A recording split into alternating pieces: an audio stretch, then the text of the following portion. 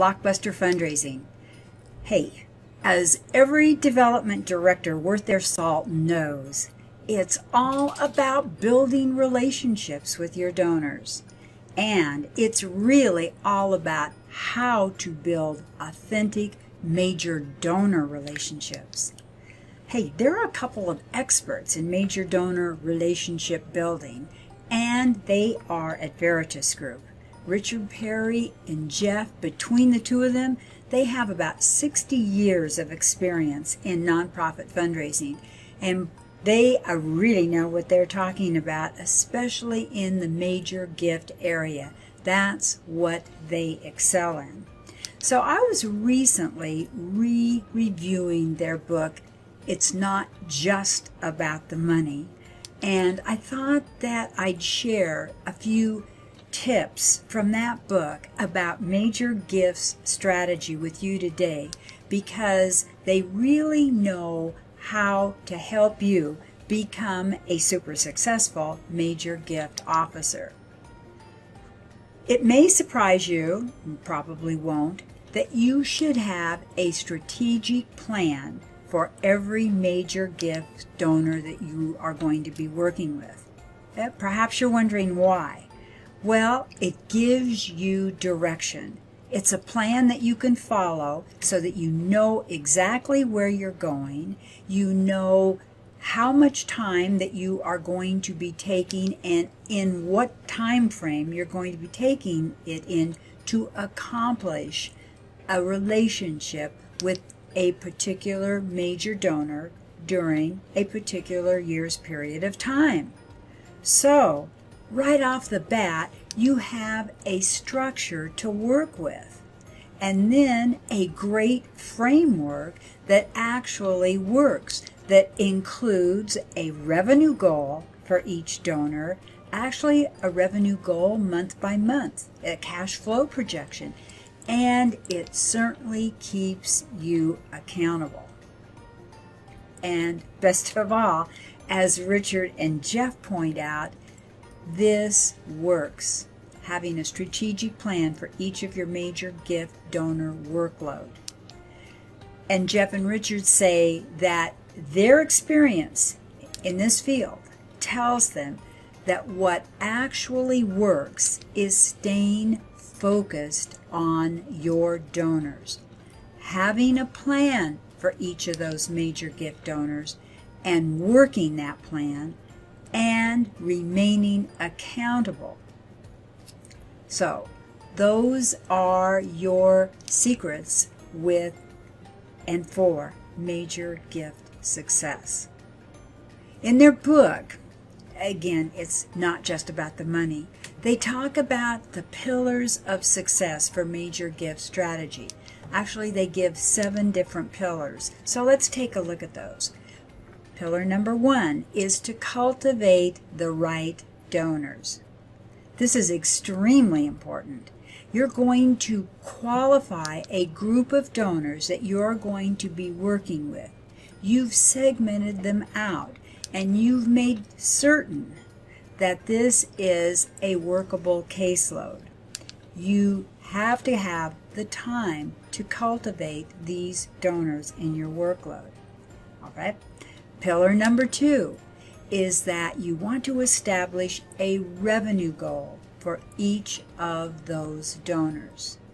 Richard and Jeff say that a lot of major gift officers are reluctant to create goals for individual donors, but they say that you need to, because the goals are there to drive that plan for your donor and to help keep you accountable, to stay focused on your goal and your budget for the year. It's very important to have that plan and work that plan and know what you're working towards, because you're going to be spending a lot of time. So you want to know in your mind why. The goal for each donor should have a story that includes, ready, what they gave last year, their current financial situation, how they feel about your organization, and where you stand right now in your relationship with them. Pillar number 3, we're talking that strategic plan again. Create a strategic plan for each of those donors. They say that successful major gift programs are led by strategy. And this strategy means creating an individual moves management plan for each donor. And go back and review our moves management videos if you're not really familiar with this term or comfortable with moves management. We did some just a couple of weeks ago. They were great, from Jerry Panis's recommendation in his book. So your plan, it's only right that you have contact with your donors that reflect their interest. Not your interest, but your donor's interest. And you want to make it clear to them that you know that they are very special and very appreciated by your organization. All right. Pillar number 4, Jeff and Richard say, is to ask the donors for their support. But you don't want to jump so quickly to the ask that you haven't made the necessary preparations and plans that can be a major bugaboo. You just don't haul off and ask them for money if you think it's what you should be doing. You've got to know the donor. You've got to make sure that you are talking about their interest. You've got to be connecting in the relationship with this donor. It's essential to match the hopes, dreams, and desires of your donors with the elements of your program.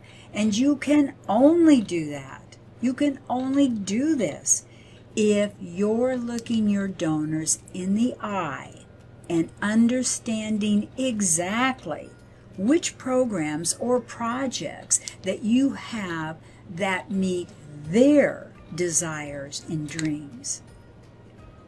And you know, it means that you spend time with them that allows you to find out who they are, why they give, what they're most passionate about, and what is it about your organization's work that most interests them.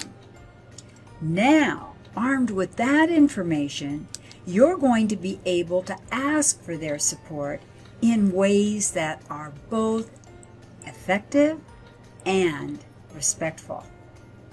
And unless your ask is based on what a donor wants, they just aren't going to fully engage.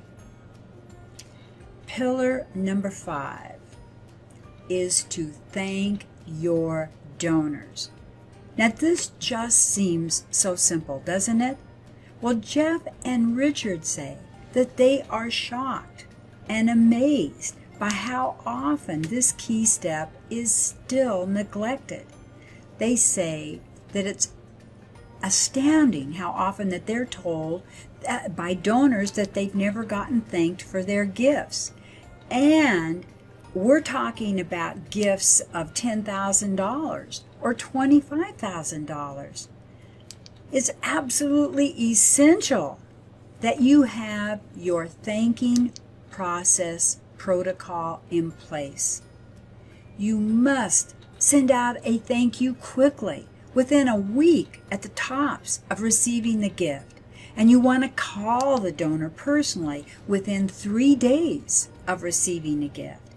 And if it's appropriate and the gift is large enough, you have your executive director call to thank the donor.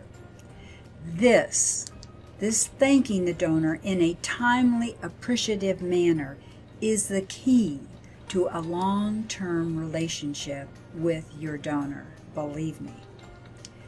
And if you don't thank quickly and you don't seem appreciative, it's also the key. That would be the key to a very short-term relationship. All right, pillar 6. Report back. Let the donors know what's going on, how their gift made a difference. It's really important, and it's pretty simple.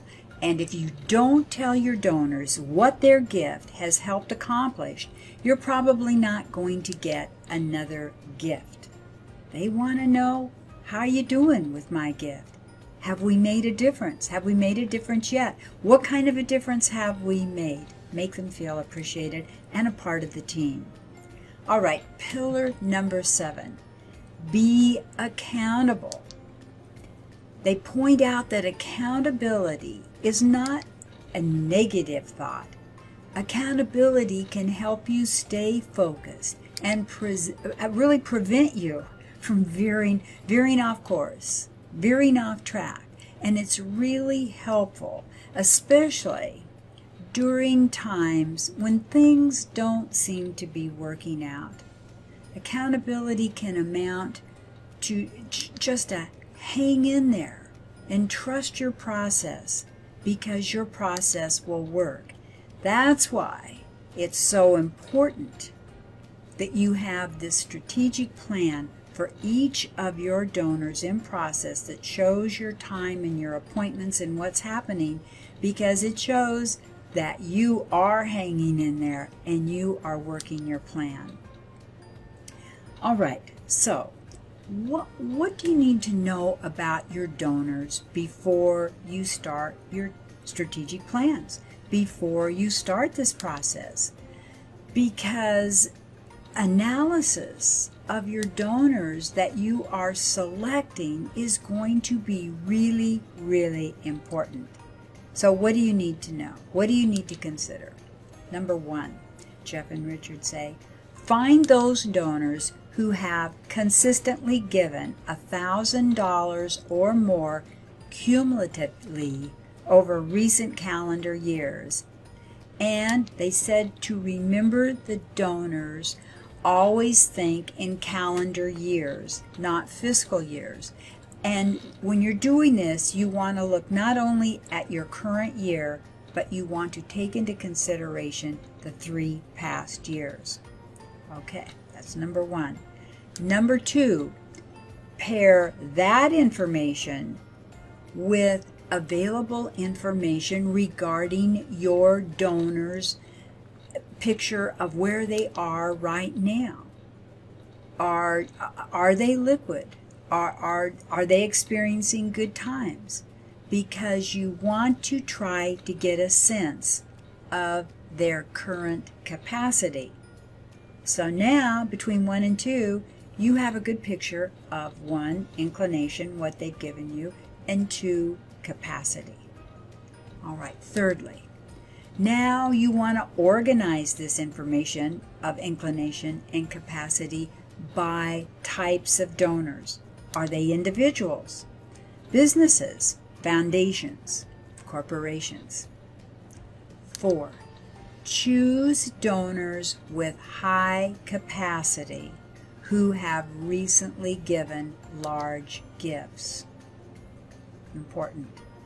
5, keep an eye on recently lapsed high givers who have high capacity. Don't let them get away. 6, put all those donors who have the highest recent giving plus high capacity onto your case load list. These are your top people that you're going to be working with. 7, now put this list through a qualifying process to arrive at your qualifying pool. Wow, you're now going to have a really well-qualified caseload. And you want to review this on a monthly basis with your major gift peeps, so you stay on track and you make sure your analysis is right, that you're spot on with your efforts, your time, and with your relationships with your donors.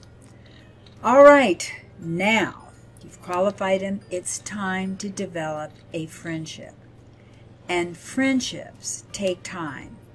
And when you get together, you can tell a lot about your donor.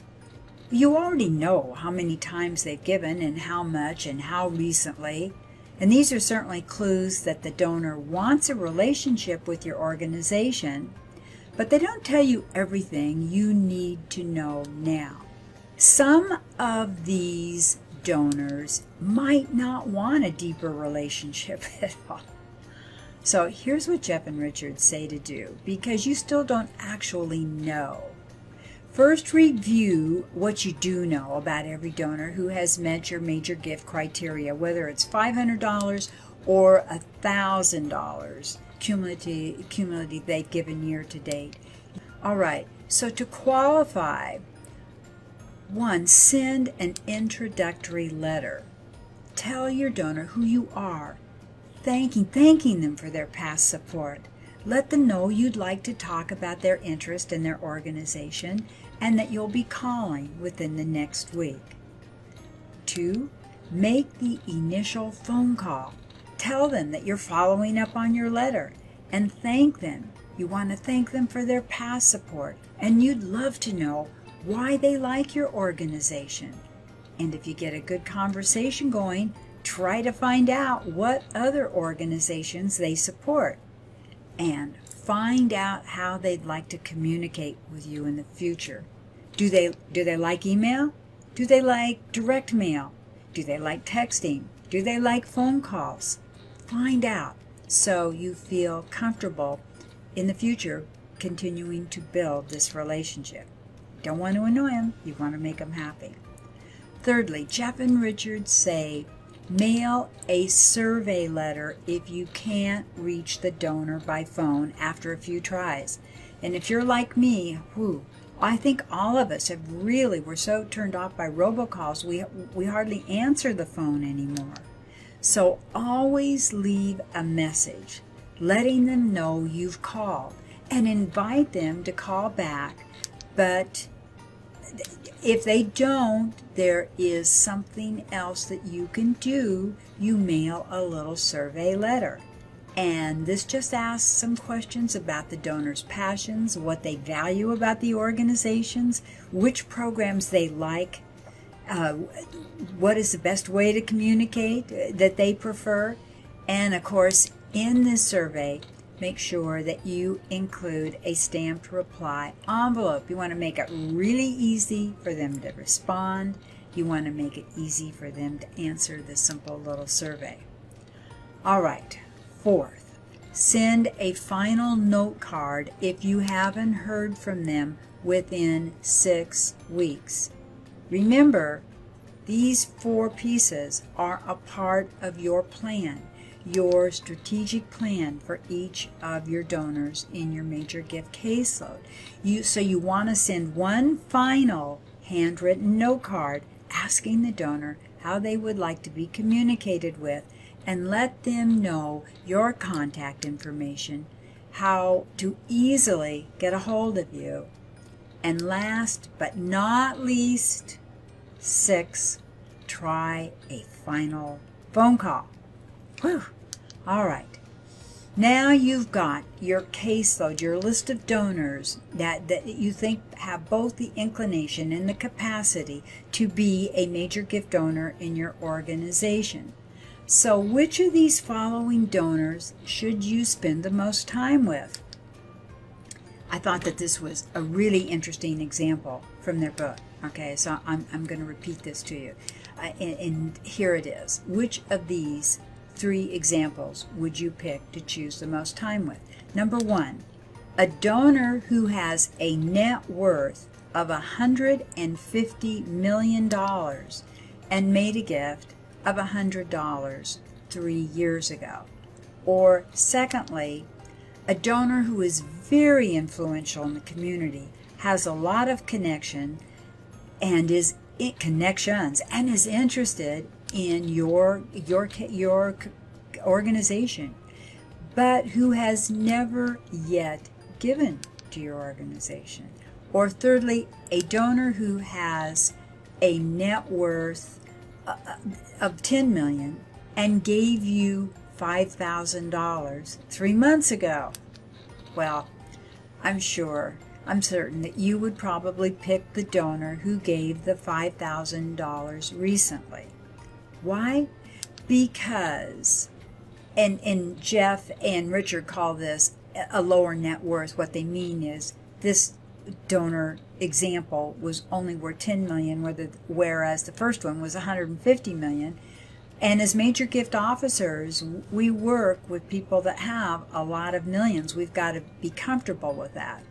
But a lower net worth individual who is interested and engaged and behind your organization financially, that's a person who has already demonstrated an inclination to give.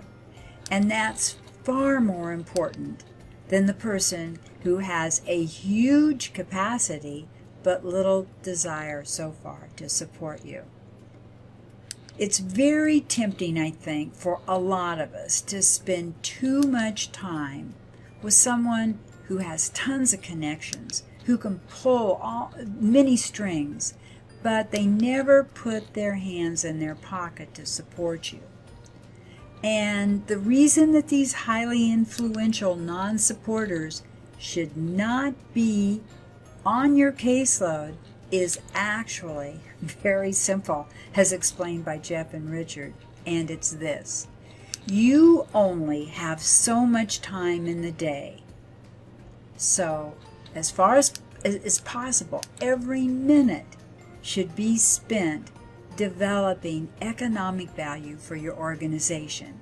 And if you use your time to cultivate a relationship with an influential non-donor, you've got to be prepared then to not reach your economic goals. Chasing an elephant, as we would have said in the fundraising business. Jeff and Richard pointed out that it all goes back to the simple concept of the 80-20 Pareto principle, which reminds us all that most of our results come from a small percentage of the participants. They say that you must absolutely divide your donors into high to low value categories, because that's what will determine your planning. That's going to tell you where to spend your time, and that's what will guide your approach to each donor.